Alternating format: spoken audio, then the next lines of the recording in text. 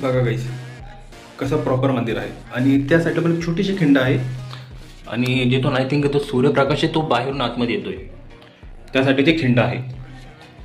आणि या ठिकाणी पण छोट्या छोट्या ज्या खिंडी आहेत त्या करून ठेवल्या गाईस. असं काही सेम इथून बघा गाईस कसं मंदिर आहे जालन्यामध्ये हे. आणि बाहेरून तर बघितलंच गाईस की इथून असा दरवाजा आहे आणि बाहेरून असं काही सीन.